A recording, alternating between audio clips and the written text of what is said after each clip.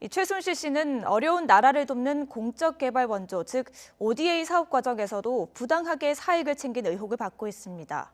이 ODA 사업, 예산 규모는 2조 원이 넘지만 전담 부처가 없고 또 관련 정보도 제대로 공개되지 않아서 노리기 쉬운 먹잇감이 될 수 있습니다. 김수진 기자입니다.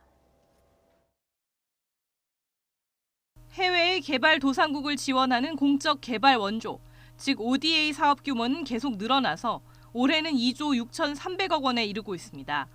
현 정권 들어서만 8천억 원 넘게 증가했습니다. 예산 규모는 크지만 42개 기관이 1,200여 개 사업으로 나눠서 진행하고 있어서 내용을 꼼꼼히 들여다보기가 쉽지 않습니다. 총리실 산하의 위원회를 만들어서 계획을 수립하지만 이 많은 사업이 몇 차례 회의만으로 통과되고 그나마 서면 심의가 많습니다. 지난해엔 총 5번의 심의 중 3회를 회의 없이 서면으로만 처리했습니다. 더 큰 문제는 해외에서 진행되는 사업이다 보니 제대로 집행되는지에 대한 평가도 철저하지 못하고 누가 어떻게 돈을 쓰는지도 제대로 공개되지 않는다는 점입니다.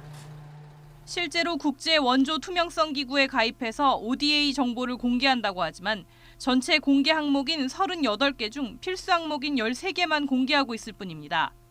가장 민감한 정보인 재원의 형태나 예산, 지출, 자금 거래, 사업 관계 등은 빠져 있습니다.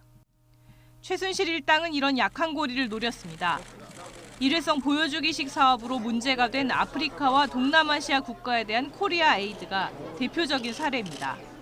지난해 5월에 나온 2017년 사업 계획에는 없던 내용이 3개월 뒤 갑자기 수정돼 143억이 추가됐습니다. 최순실 예산으로 지목돼 국회에서 42억은 깎았지만 아직 100억이 남았고 여전히 집행해야 합니다. 미얀마 K타운 사업도 마찬가지로 최 씨가 특정 업체에 사업을 밀어주고 이권을 챙기려고 했습니다.